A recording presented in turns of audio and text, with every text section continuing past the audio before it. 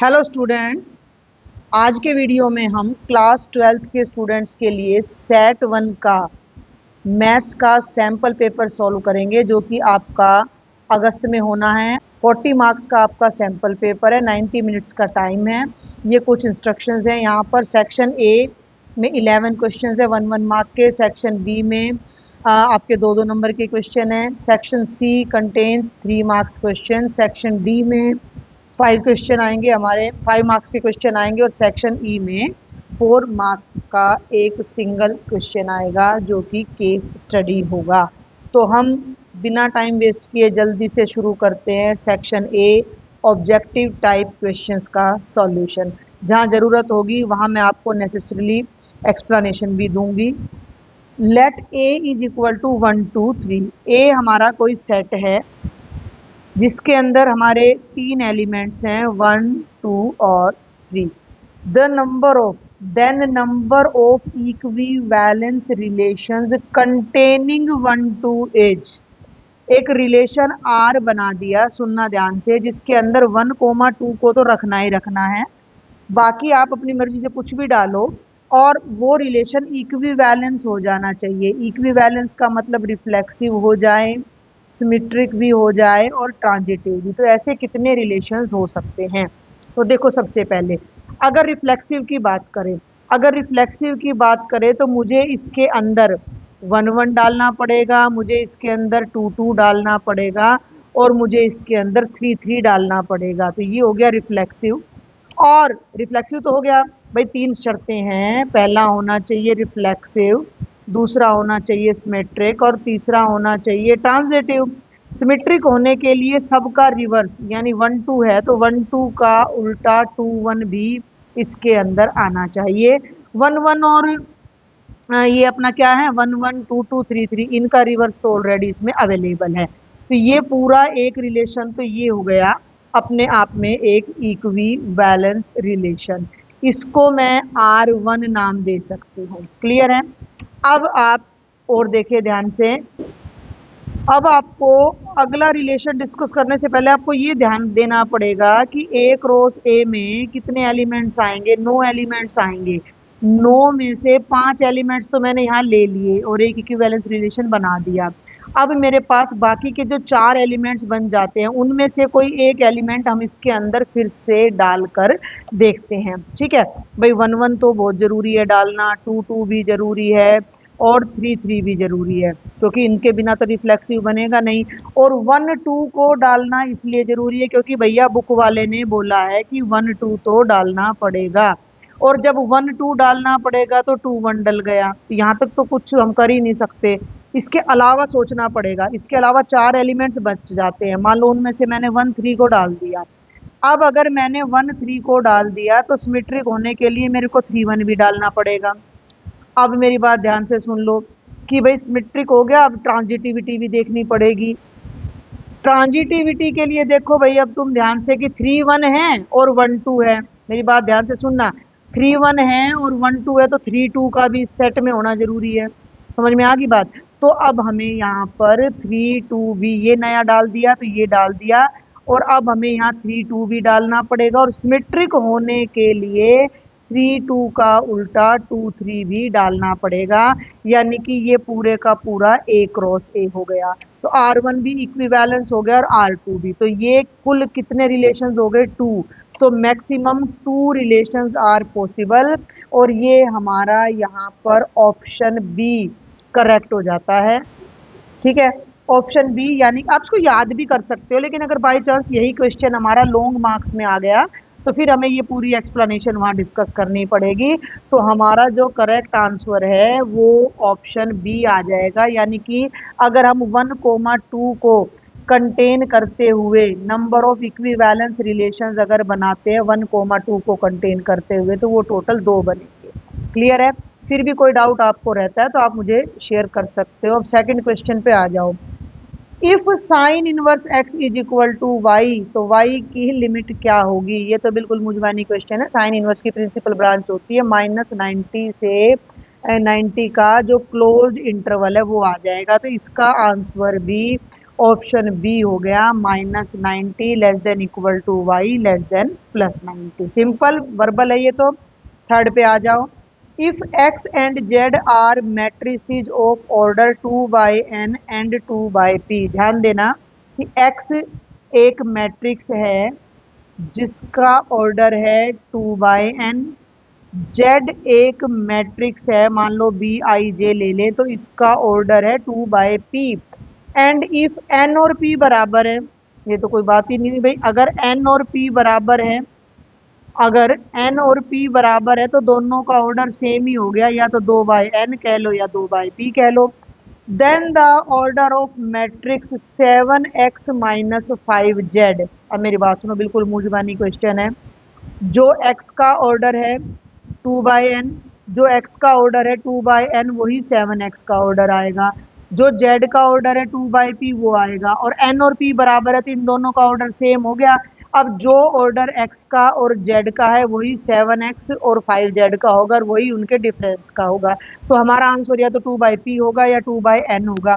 अब ऑप्शंस में सेलेक्ट कर लो, तो 2/n ऑप्शन बी करेक्ट आ रहा है। इसका भी बाई चांस हमारा ऑप्शन बी ही सही आ रहा है, तो 2/n हमारा आंसर आ जाएगा। बिल्कुल मेंटल कैलकुलेशन थी वैसे। चौथे पर आ जाओ। If area of triangle is 35 square units with these 3 vertices, then k की वैल्यू क्या है। एरिया ऑफ ट्राइंगल मैट्रिक्स की हेल्प से निकालें तो 1/2 1 1 1। पहले वर्टेक्स के कोऑर्डिनेट्स 2 - 6, दूसरे के ले लो 5, 4, तीसरे के ले लो k, 4, और ये एरिया हमारा दिया गया है 35। अभी मैं जल्दी से क्या करती हूँ, डायरेक्ट मैं इस 2 को इधर ले जाती हूँ, 2 को इधर ले जाती हूँ, तो ये 35 2 जा हमारा कितना हो जाएगा, 60 हो जाएगा। क्लियर हो गया, बात समझ में आ गई। 60 नहीं 70 हो जाएगा, 35 2 जा 70। अब भाई इसको सॉल्व कर लो, डिटर्मिनेंट को एक्सपेंड कर लो आर C1 से। 1 भाई पहली रो और पहला कॉलम गया तो ये बच गया 5 4 के 4, तो ये बन गया 20 - 4 के। ठीक है, तो डायरेक्ट सोल्व कर रहे हैं, बहुत ज़्यादा लंबा क्वेश्चन नहीं है। 20 - 4 के। ठीक है, अब माइनस में फिर 1, 1 का मतलब ये वाली रो और ये वाली रो और ये वाला कॉलम चला गया, तो ये बन गया 4 दूनी 8 घटा घटा जमा 6 के, तो ये हो गया 8 जमा 6 के। और फिर ये तीसरा 1 ले लिया, तो इस तीसरे 1 में ये रो और ये कॉलम गया, तो ये हो गया 4 दूनी 8 घटा घटा जमा 30, 8 जमा 30। और ये इसका जो मैग्नीट्यूड है वो 70 के इक्वल है, ये ध्यान रखना। तो ये बन गया 20 - 4 के -8 -6 के जमा 38 का मॉडुलस, यानी पॉजिटिव वैल्यू। अब देखो 20 38 में से 8 गए 30 और 20 50 -10 के का मैग्नीट्यूड 70 है। मैग्नीट्यूड को हटा दो तो 50 - 10 के बराबर जमा घटा 70 आ गया। अब आप इसे दो तरीके से यहाँ पर सॉल्व करेंगे। 50 - 10 के को 70 ले लो, प्लस माइनस समझ गए ना, क्योंकि पॉजिटिव वैल्यू हम यहाँ लेते हैं तो प्लस माइनस में उत्तर आएगा, मैग्नीट्यूड हटाओगे तो। अब इसको सॉल्व कर लो। 50 - 70 इज इक्वल टू 10 के -20, तो के की वैल्यू -2 आ जाएगी। और इधर ले आओ 50 + 70 इज इक्वल टू 10 के 120, तो के की वैल्यू 12 आ जाएगी। 12 और -2 कहाँ है, 12 और -2 ये रहा ऑप्शन डी। देखो मैं तीसरे पर भी निशान लगा देती हूँ बी, और चौथे का आंसर आ रहा है डी, 12 और -2, तो ऑप्शन डी आ जाएगा 12 एंड -2। क्लियर है, लॉजिक को समझना है। अब चलते हैं क्वेश्चन नंबर 5 पर। The point the point on this curve which is nearest to this point. ये कर्व है, कुछ भी हो सकता है, वैसे ये पैराबोला है।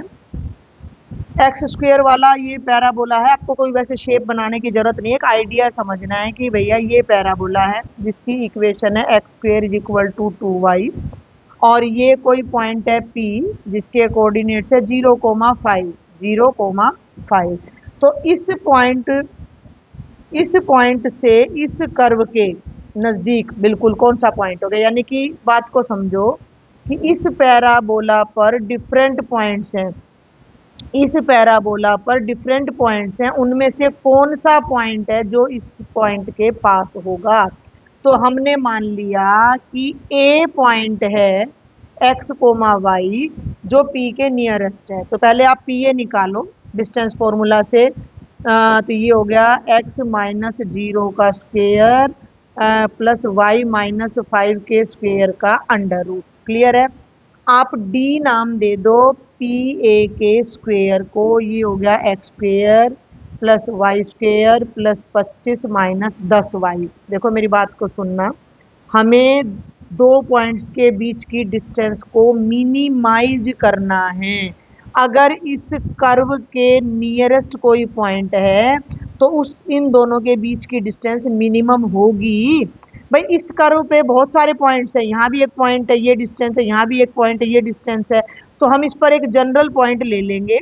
हम इस कर्व पे एक जनरल पॉइंट एक्स वाई लेंगे, उसकी पी से डिस्टेंस निकालेंगे और उस डिस्टेंस को जब हम मिनिमाइज करेंगे तो हमें इस पॉइंट के कोऑर्डिनेट्स मिल जाएंगे जो पी के नियरेस्ट है। तो ये मैक्सिमा मिनिमा का हमारा क्वेश्चन बन जाता है। तो हमने वो डिस्टेंस ली, वो अंडर रूट में थी। अंडर रूट को हटाने के लिए मैंने उसका, क्योंकि देखो ना जब पी ए मिनिमम है, जब पी ए मिनिमम है तो पी ए का स्क्वायर भी मिनिमम होगा, तो हमने अंडर रूट हटाकर उसका स्क्वायर कर लिया। अब एक बात और यहाँ ध्यान देनी है कि ये वाई भी हटाना है, वाई या एक्स को हटाना है। अब हमारा कर्व है भाई x square is equal to 2y। अब y को x में बदलना मुश्किल होगा, उसकी बजाय अगर हम एक्स स्क्वेयर की वैल्यू को यहाँ पुट कर दें तो ये पूरा कर्व y में बदल जाएगा है, ये पूरा कर्व y में बदल जाएगा और हमारा क्वेश्चन थोड़ा इजी हो जाएगा। तो यहाँ हम पुट कर देते हैं एक्स स्क्वेयर की जगह 2y। ठीक है भाई, तो ये हो गया 2y plus y square plus 25 minus 10y। ये हो गया Y square minus 8y plus 25। ये हमारा अब एक फंक्शन बन गया। क्लियर हो रहा है, समझ में आ रही बात। अब मतलब मेन लॉजिक जब तक समझ नहीं आएगा तब तक आप क्वेश्चन नहीं कर सकते। भाई लॉजिक ये है कि हमें P के नियरेस्ट पॉइंट इस कर्व पे बताना है। ठीक है ना, इस कर्व पे इनफाइनाइट पॉइंट्स हैं, उन सब की इससे डिस्टेंस अलग अलग थोड़ी निकालेंगे। इस पर हम एक जनरल पॉइंट लेंगे, एक जनरल पॉइंट को लेकर उस पॉइंट को डिस्टेंस निकालेंगे P से। वो एक इस फंक्शन के रूप में आ गया और इसको मिनिमाइज कर देंगे। मिनिमाइज करने का क्या फंडा था, डेरिवेटिव निकालो, उसको जीरो करो, उसमें से पॉइंट्स निकालो, डबल डेरिवेटिव में पुट करो और पॉइंट ऑफ मिनिमा फाइंड कर लो। तो यही हमने किया। ए पॉइंट लिया, पी हमें दे रखा था, पी ए निकाला, कर्व की हेल्प से इसको सिंगल वेरिएबल में कन्वर्ट कर दिया। अब हम यहाँ पर निकालेंगे डी डैश जो कि हो जाएगा 2y माइनस 8। इसको 0 के बराबर रखोगे तो y की वैल्यू आ गई 4 और इसको दोबारा डिफ्रेंशिएट करोगे तो वैल्यू आ गई 2। अब इसमें इस 4 को रखने पर भी इसकी वैल्यू 2 ही रहेगी जो कि पॉजिटिव है। डी फंक्शन का डबल डेरिवेटिव पॉजिटिव आ रहा है, इसका मतलब D is minimum at y is equal to 4। और ये d क्या है, d is the distance between a and p। Clear है। तो वो कब मिनिमम हो रही है, जब y की वैल्यू 4 है, अब y की वैल्यू आ गई तो x की वैल्यू यहाँ से निकाल दो, x square is equal to 2y से। क्लियर है। तो अब हमारे पास है x square is equal to 2y। तो यहाँ पर आप इसकी जगह पे रख दो 4, तो एक्स स्क्वेयर 8 आ गया। तो x हमारा आ गया 8 का अंडर रूट यानी कि 4 2 जा 8, तो 4 का under root plus minus 2 root 2। Clear हो रहा है, प्लस माइनस 2 रूट 2। अब हमारे पास 4 ऑप्शंस हैं और उनमें एक ये ऑप्शन मैच कर रहा है, माइनस वाली वैल्यूज ये कहीं शो ही नहीं कर रहा। अगर हमें एज ए क्वेश्चन करना होता तो हम दोनों वैल्यूज को वेटेज देते, लेकिन हमारे आंसर में x की वैल्यू 2 रूट 2 है और y की वैल्यू 4 है जो कि हमारा ऑप्शन ए है। तो option A will be the correct option. Clear हो गया। अब हम चलते हैं क्वेश्चन नंबर 6 पर। x is equal to t square और y is equal to t cube. तो हमें क्या निकालना है, डबल डेरिवेटिव निकालना है d square y by d x square. तो पहले आप निकाल दीजिए d x by d t, parametric form है ये, 2t आ गया, फिर निकाल दो d y by d t जो कि आ गया 3t स्क्वेयर। दोनों को डिवाइड करोगे तो d y by d x आ जाएगा। डी वाई बाई पूरा डिटेल में मैं इसलिए बता रही हूँ ताकि आपका रिवीजन हो जाए। तो ये हो गया 3t स्क्वेयर बाई 2t, और आपका t से t कैंसिल होकर 3t बाई 2 आ जाएगा। अब इसको आप एक बार फिर से डिफ्रेंशिएट करेंगे। अब बात को ध्यान से सुनना, हमें निकालना है d square y by d x square. यहाँ से करेंगे तो ये हो जाएगा d square y by d x square is equal to 3/2। T का डेरिवेटिव हो गया d t by d x, ठीक है, डी टी क्योंकि टी एक्स में है, एक्स टी में है, तो d t by d x. अब सुनो, d x by d t 2t है, तो d t by d x इसका उल्टा है, तो ये हो जाएगा 1/2t। तो ये हो जाएगा 3/4t। और 3/4t क्या हमारे आंसर्स में कहीं है? तो यस, ये रहा ऑप्शन बी। तो ये हमारा करेक्ट आंसर आ जाएगा ऑप्शन बी। तो ये था बच्चे क्वेश्चन नंबर 6। क्वेश्चन नंबर 7 पे आ जाइए। द मैट्रिक्स, ये मैट्रिक्स है, आपको अगर दिखाई दे रहा हो तो 2 3 1 2। तो ए हमें मैट्रिक्स दे रखा है 2 3 1 2, 2/2 ऑर्डर का मैट्रिक्स है। Then the value of equation a square minus 4a plus I is this, where I is this. पहले ए स्क्वेयर निकाल लो फटाफट से।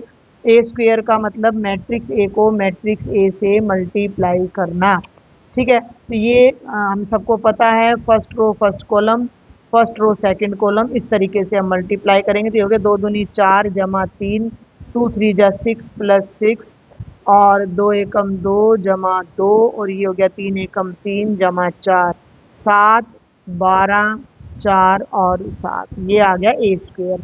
अब आ जाइए आप डायरेक्ट यहाँ इस पर। तो ये हो गया ए स्क्वेयर माइनस 4a प्लस आई, तो 7 12 4 7। अब मैं यहाँ डायरेक्ट करूंगी 4a, ये a है, इसको 4 से मल्टीप्लाई कर दो तो 8 4 3 12, 4 एकम 4, 4 दूनी 8, आई का मतलब 1 0 0 0। सॉल्यूशन देख लो फटाफट, 2 ही मिनट में बताऊंगी। ये दोनों पॉजिटिव है तो दोनों जुड़ेंगे, 7 और 1 8, और 8 में से 8 गया 0, 12 और 0 12, 12 में से 12 गया 0, 4 में से 4 गया 0 जमा 0, 7 घटा 8, अरे ये 1 है, -1 और -1 और +1 क्या हो जाएगा 0। तो हमारा जो कंप्लीट आंसर है वो ये आ जाएगा, ठीक है। तो ये हमारा ऐसे भी लिख सकते हो, या तुम इसको जीरो मैट्रिक्स भी लिख सकते हो। फिल इन द ब्लैंक्स है तो आप इसे मैट्रिक्स की फॉर्म में भी राइट कर सकते हैं, 0 0 0 0 आ जाएगा। अब जल्दी से आ जाओ क्वेश्चन नंबर 8 पर। This function is where this denotes the greatest integer function is continuous. तो ग्रेटेस्ट इंटीजर फंक्शन जो होते हैं वो हमेशा नॉन इंटीग्रल वैल्यूज पर ही कॉन्टिन्यूस होते हैं। अब आपके पास 4 आंसर हैं, ये भी इंटीजर है, ये भी इंटीजर है, और ये भी, तो इन पे कॉन्टिन्यूस नहीं होगा। मैं एक छोटा सा एग्जांपल आपको जल्दी से बता देती हूँ। मान लो मैं 4 की बात करूं और 4 पे अगर मैं लेफ्ट हैंड लिमिट निकालूं तो limit x tends to 4 minus, अगर आप लोगे 4 माइनस का मतलब 4 से छोटी वैल्यू, 4 से छोटी वैल्यू मान लो मैंने 3.9 ले ली तो इसका आंसर 3 आएगा। और अगर मैं इसकी राइट हैंड लिमिट निकालती हूँ तो 4 प्लस, तो 4 से बड़ी वैल्यू 4.1, तो आंसर 4 आएगा। तो दोनों लिमिट इक्वल नहीं है तो फंक्शन डिसकंटिन्यूअस हो जाएगा। तो ये बिल्कुल एक वर्बल क्वेश्चन है जो आपने हमेशा याद रखना है कि ग्रेटेस्ट इंटीजर फंक्शन केवल नॉन इंटीग्रल वैल्यूज पर ही कॉन्टिन्यूअस होता है। तो हमारा आंसर डी हो जाएगा 1.5, इसमें हमें कुछ भी करने की जरूरत नहीं थी। Question number 9, trigonometry inverse trigonometric function tangent inverse √3 minus secant inverse -2। Principal value लेनी है तो टेंजेंट की √3 तो 60 डिग्री पे होते, तो 60 का मतलब π/3 माइनस। अब इस पे ध्यान दो, सीकेंट इनवर्स -2, पहले तो सीकेंट की वैल्यू 2 देखो किस पे होती है, अब हमें याद नहीं है तो कोस की वैल्यू देख लो 1/2 कितने पे होती है। कोस की वैल्यू 1/2 होती है 60 पे, ठीक है। कोस की वैल्यू 60 पे 1/2 होती है, तो सीकेंट की वैल्यू 60 पे उसका रेसिप्रोकल हो जाएगी, यानी 2 आ जाएगी। 60 हो गया, लेकिन अब यहाँ माइनस आ रहा है, तो अब माइनस के लिए पहले आप सीकेंट की प्रिंसिपल ब्रांच को ध्यान करो। तो सीकेंट इनवर्स की जो प्रिंसिपल ब्रांच होती है वो ये होती है 0 to पाई का क्लोज इंटरवल, जिसमें से π/2 माइनस हो जाता है। अब ये ट्रिक्स मैंने अपने चैनल पे बता भी रखी हैं। अगर आपका ये आंसर नेगेटिव आ रहा है और ये आपकी प्रिंसिपल, देखो दो चीज़ों पे डिपेंड करता है। अगर आपकी प्रिंसिपल ब्रांच ये है तो नेगेटिव के लिए नेगेटिव एंगल ले लो, लेकिन अगर प्रिंसिपल ब्रांच ये है तो एंगल को पाई में से माइनस कर दो, दैट्स ऑल। अब एंगल है π/3 जिस पे वैल्यू 2 होती है, -2 के लिए कर दो पाई माइनस π/3, बिल्कुल सिंपल। तो ये हो जाएगा पाई माइनस π/3, तो ये हो गया π/3, और ये हो गया माइनस पाई और प्लस, ये पूरा करोगे इसकी बजाय इसी को सॉल्व कर लो, ये हो गया -2π/3, और इसको सॉल्व करोगे तो ये -π/3 आपका आंसर आ जाएगा, क्योंकि आपको ऑप्शंस दिए नहीं गए हैं तो यहाँ आपको फिलअप करना पड़ेगा। अब आ जाइए क्वेश्चन नंबर 10 पर। 10th क्वेश्चन है, find the rate of change of the area of a circle per second with respect to radius r, जब आर 5 है। बिल्कुल सिंपल, मान लिया आर रेडियस है, ये a πr² है, विद रिस्पेक्ट टू रेडियस का मतलब मैंने dA/dr निकालना है, जो कि हो गया 2πr। अब r की वैल्यू 5 है तो यहाँ 5 रख दो, तो 2π गुणा 5, तो ये हो जाएगा 10π सेंटीमीटर स्क्वेयर पर सेंटीमीटर। और अब जल्दी से देखेंगे सेक्शन ए का लास्ट क्वेश्चन, जो कि असर्शन रीजन है। असर्शन क्या है? Let l be the collection of all lines in a plane, सारी लाइंस होगी, और रिलेशन क्या है कि जो दो लाइंस पैरेलल हैं वो रिलेशन में है। This is a symmetric relation, बिल्कुल ट्रू है। जो इसका असर्शन है वो बिल्कुल ट्रू है। क्यों ट्रू है? क्योंकि भैया अगर L1 L2 के पैरेलल है तो L2 L1 के पैरेलल होगी ही होगी। अब आ जाओ रीजन पे। रीजन क्या है कि a relation is said to be symmetric if a b belongs to r implies b a belongs to r, ये भी बिल्कुल सही है। और जो रीजन है वो असर्शन को करेक्ट एक्सप्लेन भी कर रहा है। रीजन एक्सप्लेन्स असर्शन, थोड़ा मैंने ऐसे लिख दिया तो आप इसको फटाफट से समझ जाइएगा कि रीजन की वजह से ही असर्शन ट्रू है। तो इसका जो करेक्ट आंसर है वो ऑप्शन ए आ जाएगा। तो ये आपका कंप्लीट सेक्शन ए है सैंपल पेपर का। और अब हम सॉल्व करेंगे सेक्शन बी हमारे सैंपल पेपर का, जो कि 2-2 नंबर के क्वेश्चन है, very short answer type questions. करते हैं सबसे पहले question number 12। Show that the signum function, ये फंक्शन जो दिया गया that is called a signum function f from real to real given by, और ये आपका फंक्शन है, इज नाइदर 1 नोर ऑन 2। मैं फंक्शन को यहाँ राइट साइड में लिख लेती हूँ। फंक्शन क्या है? 1 वैल्यू है if x strictly greater than 0 है, 0 वैल्यू है अगर x की वैल्यू 0 लेते हैं, और 1 है फंक्शन की वैल्यू अगर हम x को लेस देन 0 लेते हैं। हमें ये शो करना है कि ये फंक्शन 1 भी नहीं है और ऑन टू भी नहीं है। इसको अगर मैं आपको एक छोटे से फ्लो चार्ट से, थोड़ा सा एरो डायग्राम से थोड़ा सा एक बार समझाना चाहूँगी मैं, कि ये देखो डोमेन भी रियल नंबर्स हैं और रेंज भी रियल नंबर्स हैं। सारे रियल नंबर्स तो लिखना पॉसिबल होगा नहीं, तो मैं कुछ सिलेक्टेड से 2-4 रियल नंबर्स यहाँ पर, बल्कि रियल क्या, ये मैंने बस इंटीजर्स लिख दिए, इनके बीच में समझ जाइएगा कि रियल्स एग्जिस्ट कर रहे हैं, और भी बहुत सारे है ना, इनफाइनाइट सेट होता है ये हमारा।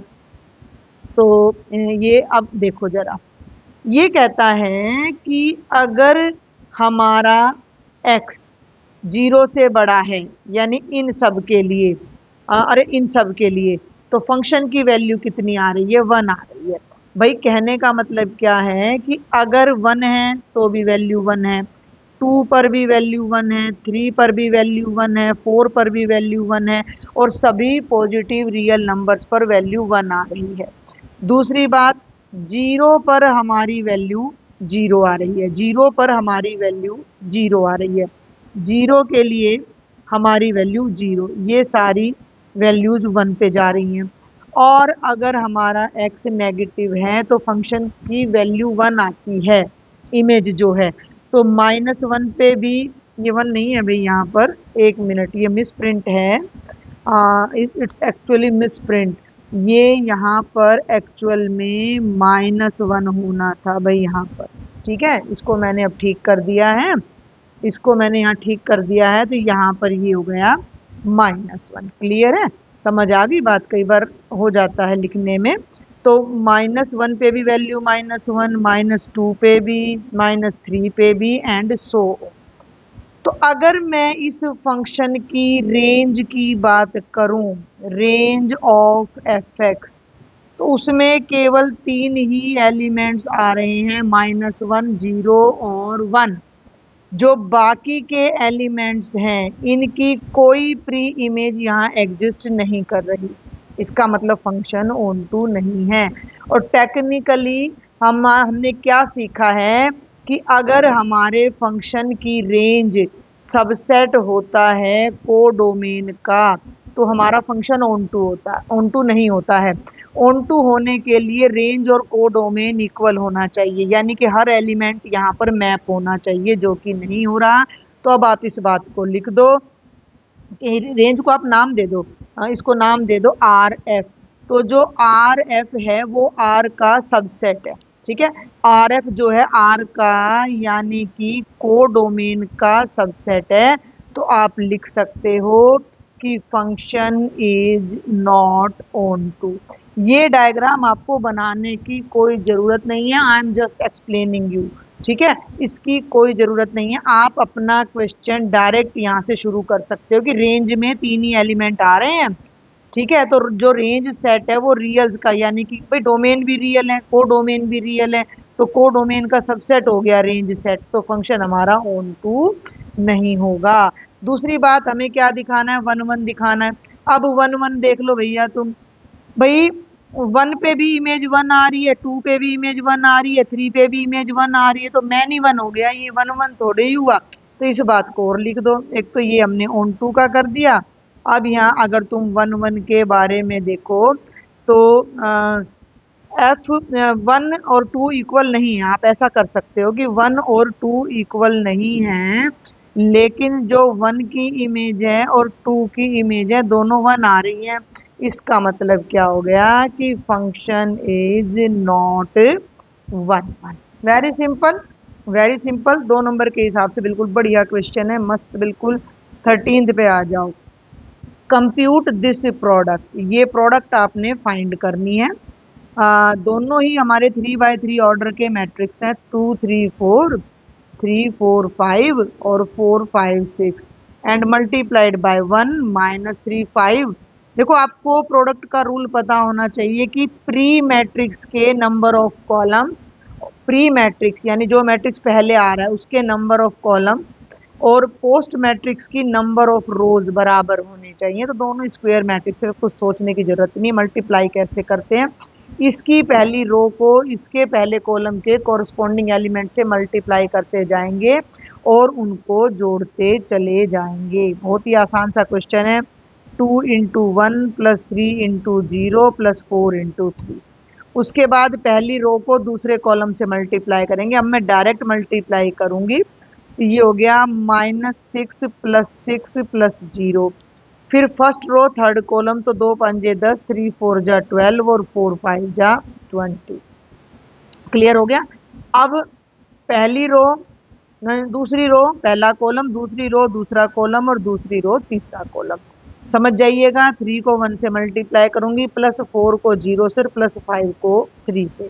तो 3 1 जा 3 प्लस 0 प्लस 5 3 जा 15, माइनस का 9 प्लस 8 प्लस 0, 3 5 15 जमा 16 जमा 25।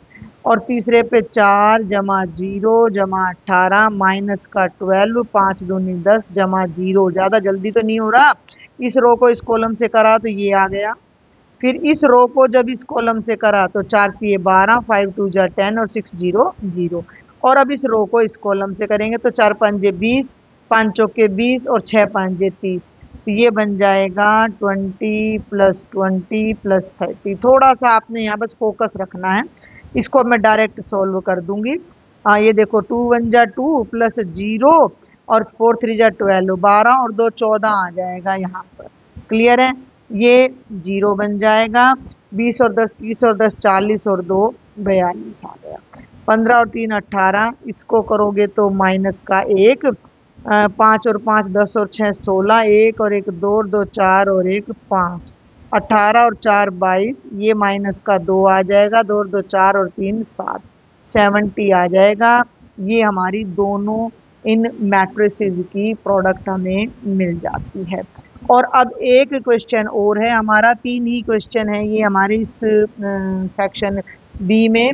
तो ये है question number 14। If a is this matrix then show that a square minus 5a plus 7i 0 है। Hence find a inverse. समझ रहे हैं बात को। बहुत ही आसान है। दिखने में यूँ लग रहा होगा पता नहीं कितना बड़ा है, कुछ बड़ा नहीं है। ये आ गया। हमें ये कैलकुलेट करना है तो पहले ए स्क्वेयर निकाल लो। ए स्क्वेयर का मतलब ए इंटू ए। 3 माइनस 1 1 2 3 माइनस 1 1 2। जल्दी से मल्टीप्लाई कर दो। 9 माइनस 1 पहली रो पहला कॉलम। अब पहली रो दूसरा कॉलम तो 3 एकम 3 जमा में 2 आ जाएगा। 3 1 जा 3 प्लस 2। ऐसे ही दूसरी रो से कर दो माइनस 3 माइनस 2 और भैया ये हो गया माइनस 1 प्लस 4। ये आ गया 8 5 माइनस 5 और 3। अब ये लेफ्ट साइड ले लो। अब ये लेफ्ट साइड ले लो। A square minus 5a plus 7i। क्योंकि 2 नंबर का क्वेश्चन है तो हम ज़्यादा टाइम नहीं लगाएंगे। यहाँ ए स्क्वेयर रख दो। 8 5 माइनस 5 3। अब सुनो जो माइनस 5a है 5 और a को अलग अलग नहीं लिखना। आप डायरेक्ट इसको 5 से मल्टीप्लाई करके लिख दो। 5 3 जा 15 5 1 जा 5 5 1 जा 5 5 2 जा 10। और जो ये 7i है इसको भी आप डायरेक्ट लिख दो क्योंकि केवल 2 नंबर का क्वेश्चन है। ज़्यादा लेंथी करने की ज़रूरत नहीं है। अब चेक करो 8 और 7 15 और 15 में से 15 गए 0। 5 में से 5 गए 0। माइनस का 5 प्लस का 5 0। 7 और 3 10 में से 10 गया 0। तो ये पूरा हमारा 0 मैट्रिक्स बन गया। और यही हमने पहला रिजल्ट जो है वो प्रूव करना था। ठीक है। अब हेंस फाइंड ए इनवर्स का मतलब क्या है कि इस प्रॉपर्टी को इस इक्वेशन को मैं कहूंगी यूज करके ए इनवर्स निकालना है।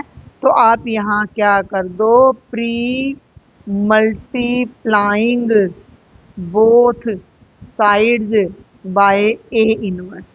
इसको a inverse into a square minus 5 a inverse into a plus 7 a inverse into I is equal to 0।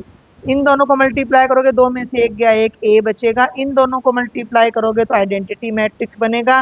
और इन दोनों को मल्टीप्लाई करोगे तो 7 ए इनवर्स।